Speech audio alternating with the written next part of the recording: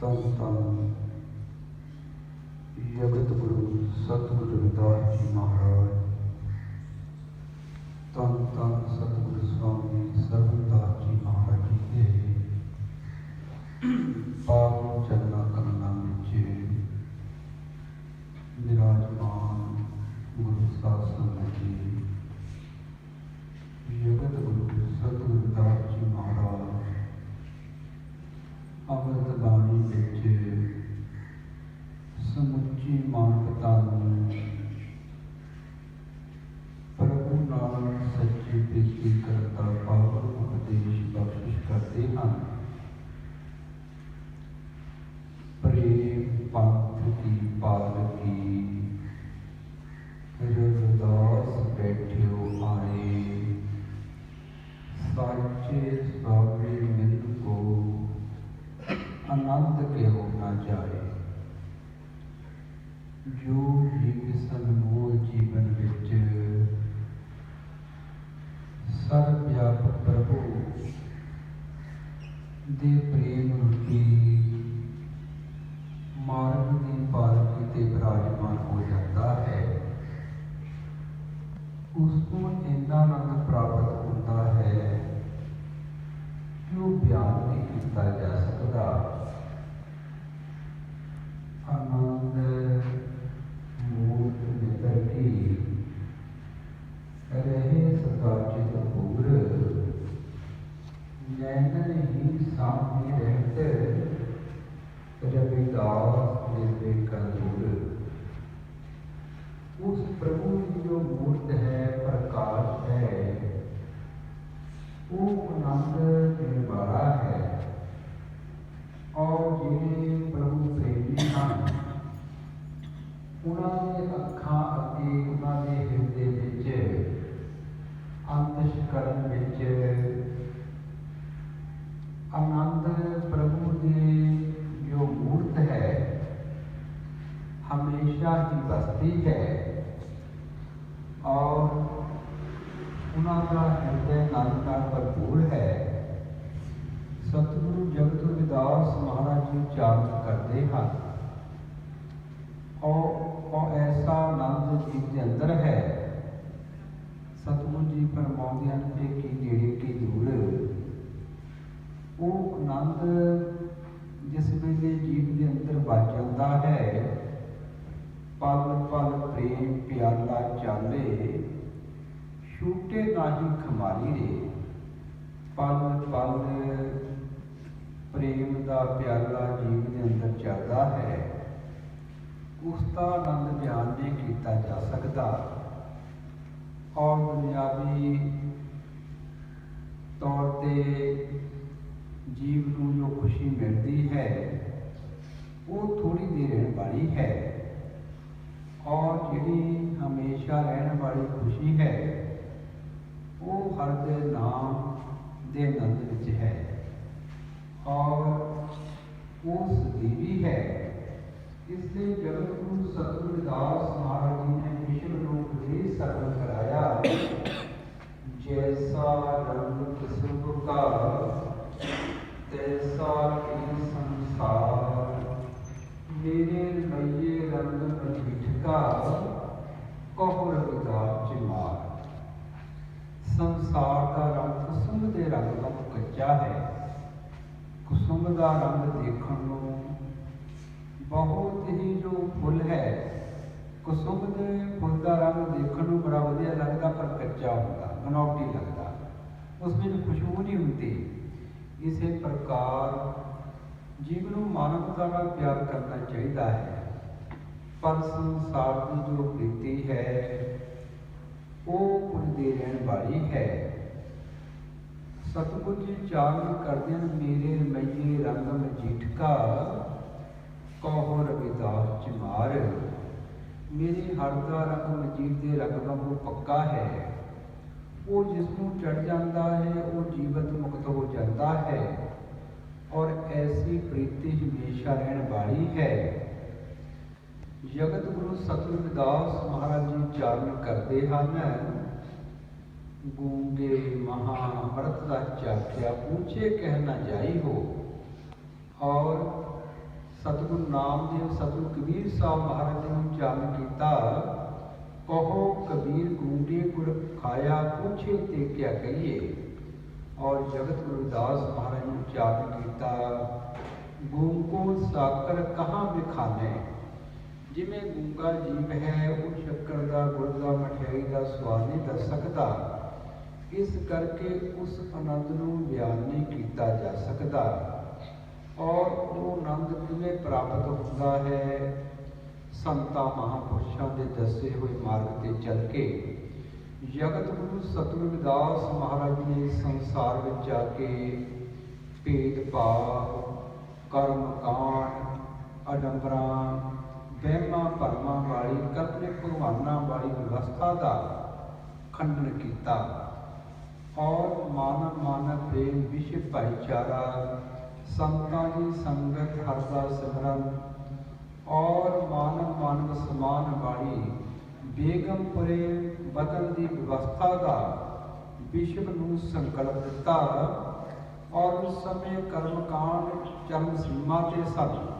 ਮਾਨਵ ਮਾਨਵ ਵਿੱਚ ਭੇਦ ਕੀਤਾ ਜਾਂਦਾ ਸੀ, ਇਸਤਰੀ ਪੁਰਸ਼ ਵਿੱਚ ਭੇਦ ਕੀਤਾ ਜਾਂਦਾ ਸੀ। ਇੱਥੋਂ ਤੱਕ ਕਿ ਸਭ ਜੀਵਾਂ ਨੂੰ ਪ੍ਰਭੂ ਦੇ ਸਿਮਰਨ ਕਰਨ ਦਾ ਅਧਿਕਾਰ ਨਹੀਂ ਸੀ। ਔਰ ਇਹ ਸਦੀਆਂ ਤੋਂ ਪ੍ਰਚਾਰ ਕੀਤਾ ਜਾਂਦਾ ਸੀ ਕਿ ਕੋਈ ਪ੍ਰਭੂ ਦੇ ਮੁਖ ਚੋਂ ਆਇਆ, ਕੋਈ ਬ੍ਰਹਮਾ ਦੇ ਮੁਖ ਚੋਂ ਆਇਆ, ਔਰ ਕੋਈ ਬਾਹਾਂ ਚੋਂ, ਕੋਈ ਪੇਟ ਚੋਂ, ਕੋਈ ਪੈਰਾਂ ਚੋਂ।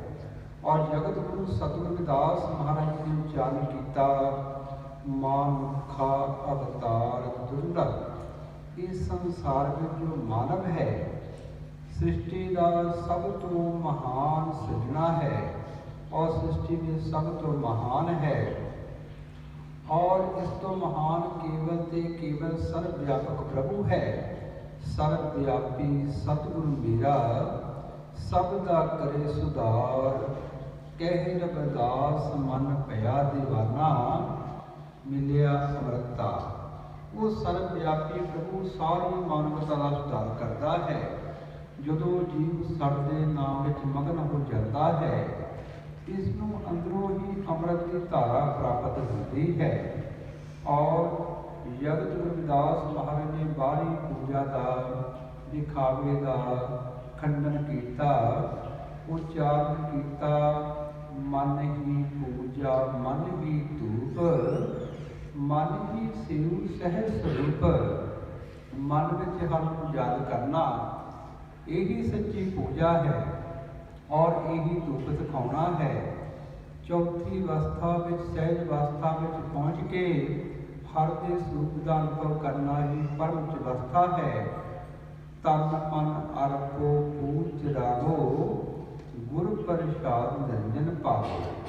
ਕਿ ਹਰ ਦੀ ਪੂਜਾ ਕਰਨ ਲਈ ਦੋ ਚੀਜ਼ਾਂ ਦੀ ਲੋੜ ਹੈ, ਇੱਕ ਤਨ ਦੀ ਔਰ ਮਨ ਦੀ। ਤਨ ਨਾਲ ਜੀਵ ਨੇ ਬੈਠਣਾ ਹੈ ਔਰ ਮਨ ਨੂੰ ਜੋੜਨਾ ਹੈ।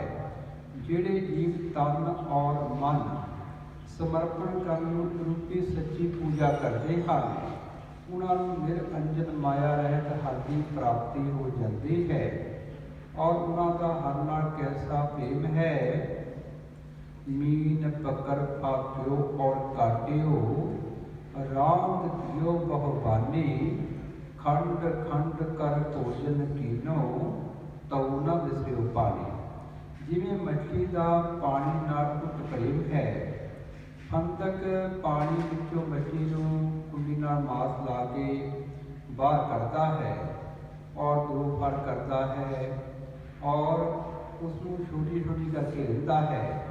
ਔਰ ਦੇਖੋ ਮੱਛੀ ਨੂੰ ਜਿਹੜਾ ਜੀਵ ਚਿੱਚ ਕੇ ਖਾਂਦਾ ਹੈ, ਮੱਛੀ ਜੀਵ ਦੇ ਅੰਦਰ ਚੱਲ ਜਾਂਦੀ ਪਰ ਉਸ ਨੂੰ ਪਾਣੀ ਨਹੀਂ ਭੁੱਲਦਾ। ਇਸੇ ਪ੍ਰਕਾਰ ਜੀਵ ਦੀ ਹਰ ਨਾਲ ਸੱਚੀ ਪ੍ਰੀਤੀ ਹੋਣੀ ਚਾਹੀਦੀ ਹੈ। ਜਗਤ ਗੁਰੂ ਸਤਿਗੁਰੂ ਰਵਿਦਾਸ ਮਹਾਰਾਜ ਜੀ ਉਚਾਰਨ ਕਰਦੇ ਹਨ, ਮੇਰੀ ਪ੍ਰੀਤ ਗੋਬਿੰਦ ਸਿਓ ਜਿਨ ਘਟੈ, ਮੈਂ ਤੋਂ ਮੋਲ ਮਹਿੰਗੀ ਲੈ ਜੀ ਸਟੈ। ਕਿ ਹਰ ਜੀ ਮੇਰੀ ਪ੍ਰੀਤੀ ਆਪ ਨਾਲ ਕਦੇ ਨਾ ਘਟੇ। ਮੈਂ ਪ੍ਰੀਤੀ ਬਹੁਤ ਮਹਿੰਗੇ ਮੁੱਲ ਆਪਣਾ ਆਪ ਸਮਰਪਿਤ ਕਰਕੇ ਪ੍ਰਾਪਤ ਕੀਤੀ ਹੈ। ਕੰਚਨ ਸਿਉ ਪਾਈਏ ਨਹੀਂ ਤੋਲ, ਮਨ ਦੇ ਰਾਮ ਲਿਆ ਹੈ ਮੋਲ। ਜੇਕਰ ਕੋਈ ਕਵੇ कि मैं सोने बराबर तोल के हर ਨੂੰ ਪ੍ਰਾਪਤ ਕਰਨਾ नहीं कर सकता। अपना आप समर्पित करके वो प्रीति हासिल होती है। और ऐसा मार्ग संतां महापुरुषों की संगत में जाके प्राप्त होता है। साध संगत बिना भाव नहीं उपजे, भाव बिन भगत नहीं होई तेरी। संतां की संगत तो बिना प्रेम उत्पन्न नहीं होता, प्रेम तो बिना हर की भगती नहीं होती। और संत महापुरुष ही मार्ग दसते हैं कि भाई ये अनमोल जीवन सब तो महान सर्वव्यापक प्रभु की सिरजना है। इस में जीव नूं अडंबरा कर्म कांडां दा ज्ञानता का त्याग करके अपने अंदर ज्ञान का प्रकाश करना चाहिए है।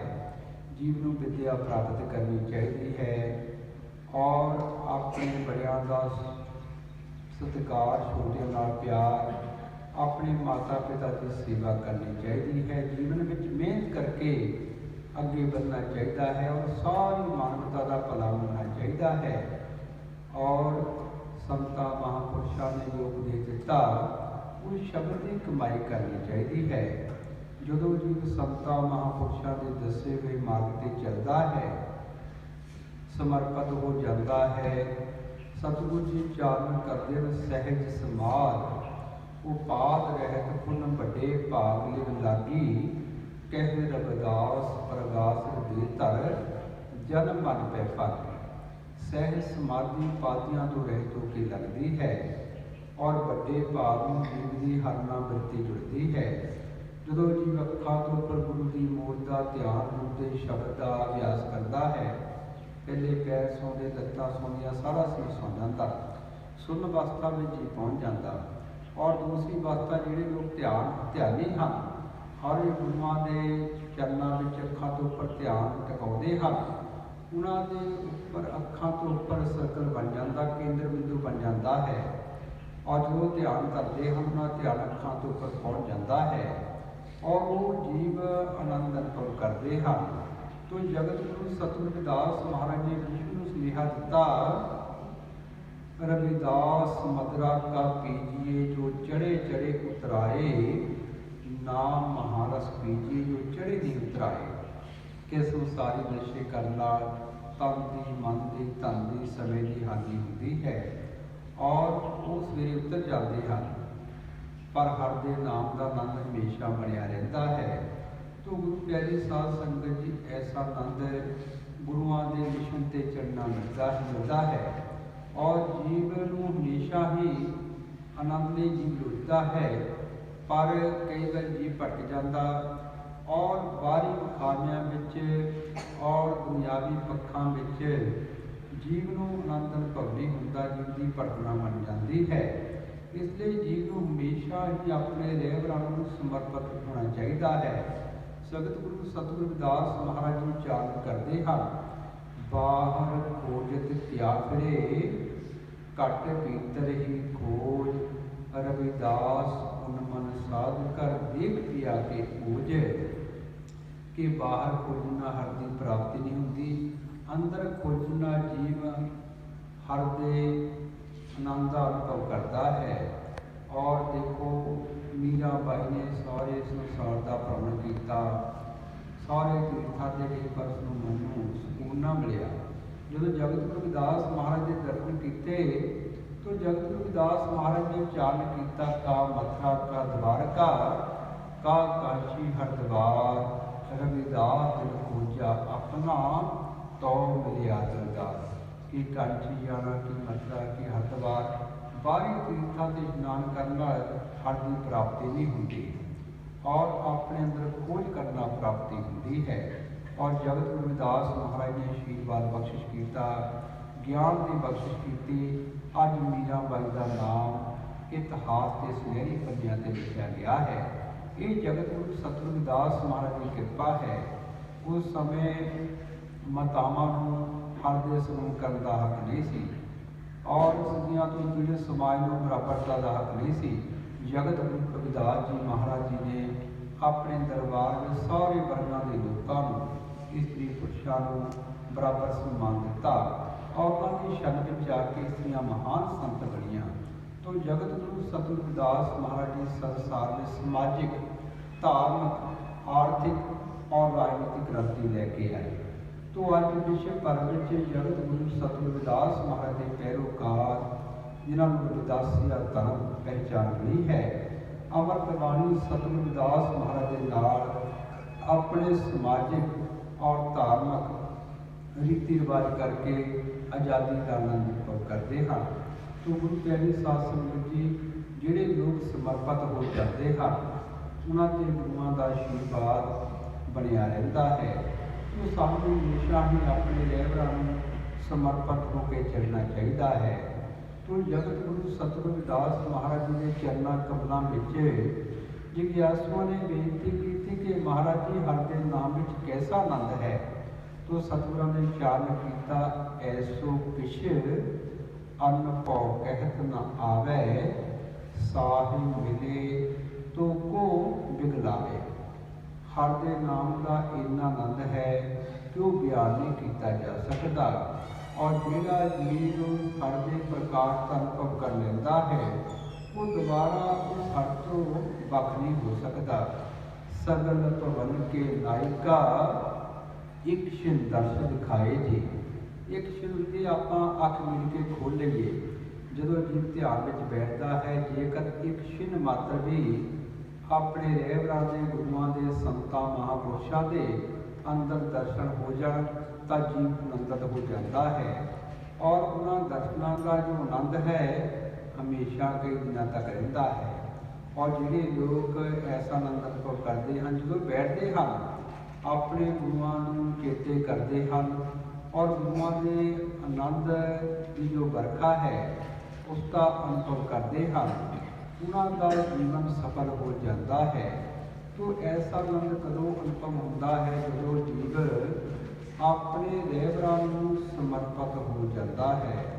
और समर्पण की भावना संतां महापुरुषों की संगत में जाके प्राप्त होती है। इसलिए जगत गुरु रविदास महाराज जी चारण करन, साध संगत पाई परम गति। जीव नूं संतां की संगत में जाके परम गति की प्राप्ति होती है। तो जगत गुरु सतगुरु रविदास जी महाराज अमृत बाणी में समुची मानवता को कल्याणकारी उपदेश बख्शिश करते हैं। हाँ जी।